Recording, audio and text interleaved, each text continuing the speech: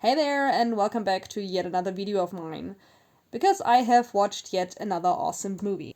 And spoiler warning ahead, I'll be yapping about everything I loved about this movie and not hold anything back in terms of the story or the ending. So if you haven't watched it yet, come back later and leave your opinion in the comments as well. I need to talk with people about this movie, and no one in my real life has seen this one yet. Yet. Because I'll get them to watch it. Trust me. But which movie am I even talking about? Well, you know, because it says on the title, but this time around I'm talking about the 2026 horror comedy Forbidden Fruits and Girl, Help. I did not know this was a legit gory horror movie when I started this. And I mean that in the best, but also most painful way possible, because I do for sure enjoy a good horror movie. And this one has been on my watch list ever since I've seen it for the first time. Since way before it came out, even.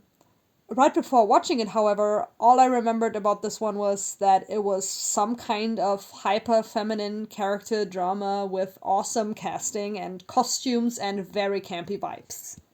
Basically, all I could remember was, yep, I'm the target audience, let's get in there right away.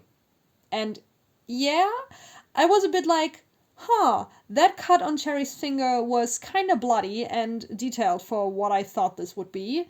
And then when Pickle jumped, I was like, holy shit, I did not expect this to get this bloody. But then the final act went all Final Destination in the span of like 3 minutes, and holy shit! I literally screamed out loud multiple times and reflexively turned away from the screen because, first of all, I got surprised, but also because I really enjoyed the characters and actually did not want them to suffer and or die. I also started thinking, how is this not gay, very early on, and kept thinking it with increasing frequency and volume, just to be proven right at the end, after all that crazy stuff happened, with a random close-up of her wrist. Happy Pride to insane sapphics or whatever? Like, yes, you could see Apple's two short nails in earlier scenes, but I didn't. And yes, there was the kiss between Cherry and her, but that was arguably more of an expression of toxic female friendship and self-sexualization. But I didn't think it was actually also canonically gay at the same time. I've been burned many times before, okay? So, good God, the entire movie is so interesting with the hyperfemininity taken on toxic levels and then bring in a canonically queer aspect into it? Even more poetic cinema. Honest to God, I wish I was still studying design because you know I'd write an entire media theory essay on that topic. But alas, I don't have multiple weeks to get properly into this, unfortunately. Trust me, I wish I did. What I do have time for, however, is recommending this movie left and right ever since I've watched it. I am so obsessed with this. And I know that's not the case for everyone, and that's exactly why I love it. It's so unapologetically itself and campy and just, oh my god, I love movies that don't go for the basic broad population appeal approach. Not that I have a problem with those movies, but I'm a firm believer of if you try to appeal to everyone, you end up appealing to no one. And that's obviously not 100% the case, because a lot of those movies are selling very well, but I usually feel like those kind of movies lose their own identity. So they don't really speak to me specifically, because I feel like they're just trying to be so broad, they don't have anything interesting to say. Nothing that makes the movie stand out or feel like it has its own identity, which again is why I love movies with clear identities like Forbidden Fruit 2026. I am so serious when I say this feels like a cult classic in the making. Like Jennifer's Body level cult classic, you know? It's not a perfect movie by any means, but it is a perfect movie to me. And that's what I care about. I'm usually also not the kind of person who pays too much attention to the casting of a movie, but oh my god, this casting is bomb. I've loved Victoria Pedretti ever since I saw her in The Haunting of Bly Manor, and hearing her say, I think they think it's fun to fuck a ghost as Cherry, just hits different. That scene was around the point of the movie where everything starts falling apart, which led to the characters showing more of their depth, which then again led to the actresses shine even more because literally everyone was acting their asses off in this, and I love it. Like, everyone did a great job, but still, Lily Reinhardt as Apple stole the show for me. Just the scene in the water fountain at the end alone, iconic. The entire long close up of Apple choking and killing Pumpkin, poetic cinema at its finest. And I recognized it as a pretty long shot while watching, but at no point did I feel like it became awkward or like I wanted it to end or anything. The micro expressions and just different emotions Apple went through, and the line deliveries in general, I could watch that scene forever. And fun fact, she's also responsible for the line that's been playing in my mind on repeat ever since I've watched this movie, which has been days at this point. I know yesterday was whack, but it's really not my fault because I Googled it and Mercury was in retrograde. So there you go. Lily Reinhardt was apparently also the one responsible for Apple's too short nails. I saw a clip at a panel that I can't find anymore for the life of me, where she said that it was her idea, like, Apple has red hair and too short nails. Is that cool? Like, something along those lines is what she said. And hello, my queen saw the vision and I loved it. Y'all, I'm repeating myself, but I lost it when I saw the too short nails in that scene at the end, where the other Free Eden girlie is looking at her bracelet. Like, hello? That kind of visual storytelling and character design is my shit. Not everything has to be stated outright, but just looking at the characters tells you so much about their personalities. In the details, like with the nails, but also just their entire styles, like personal outfits and everything. I am so obsessed. And Fig's wardrobe was my favorite by far. In a way where I want to steal every single one of her fits for my own wardrobe. Fig is my favorite character in general in this movie, by the way. Like, I love her. Apple and Cherry kind of steal the show in the story, but she's still my favorite. The contrast between her in Free Eden and then her having a secret normal life outside of it with grad school and a boyfriend and everything. And the fact that somehow that makes her the one with the biggest contrast in the group. Pumpkin was introduced as the normal one in the story, but it's actually Fig, and that's interesting to me.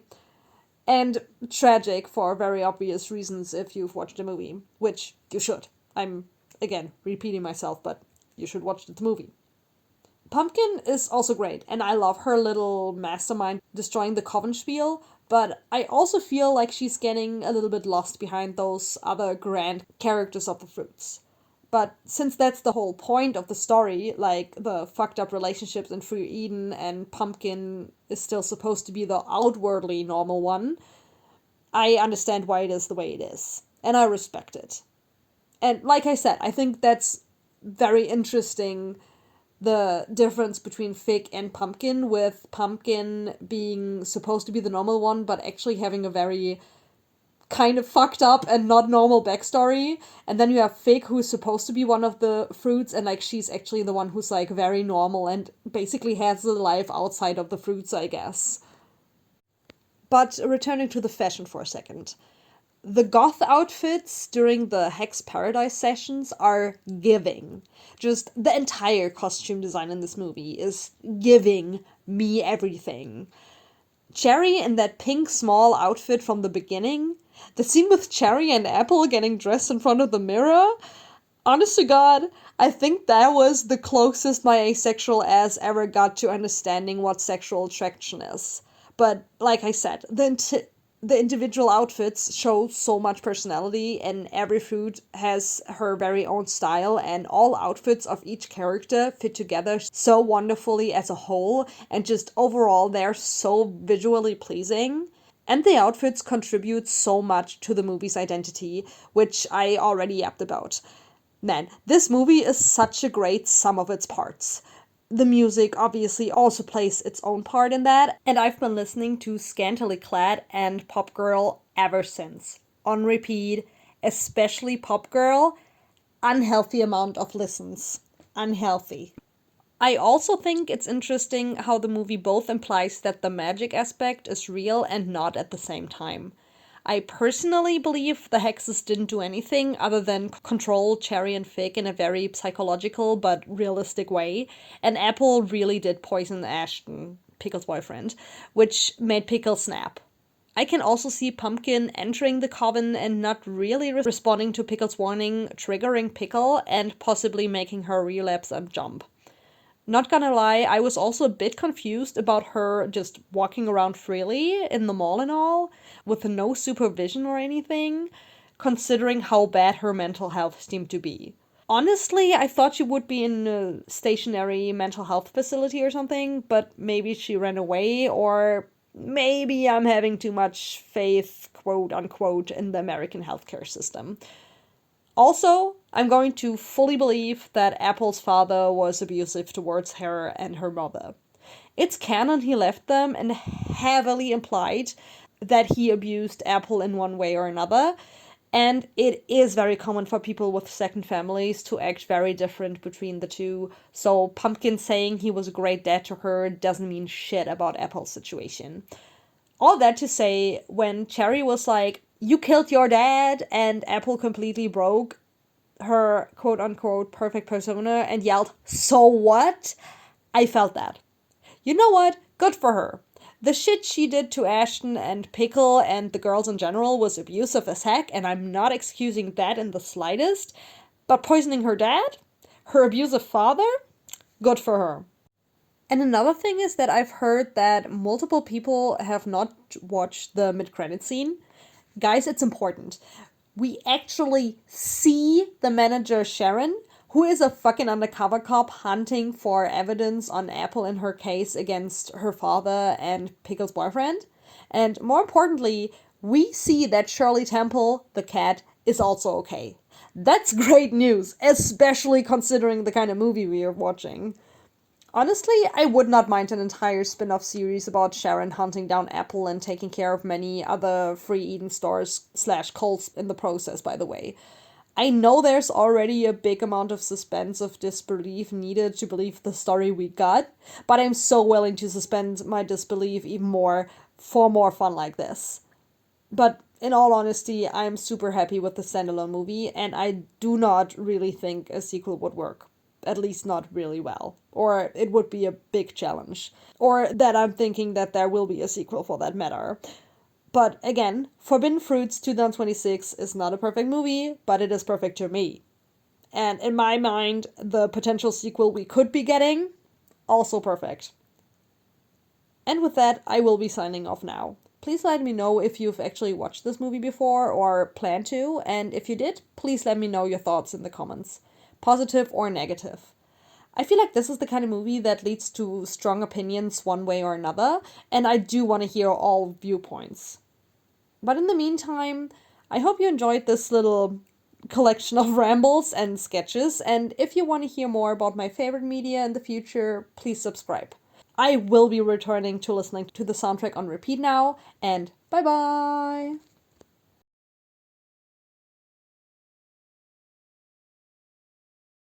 Girl, what the fucking fuck? Okay, okay. What the fucking fuck? Okay, aber ich hab. Girl, there's no way in this world are all of these people straight. I was correct. I just didn't expect to be by the end. Good God. Kann ich mehr haben? Can I have, another one? Can I have that? There?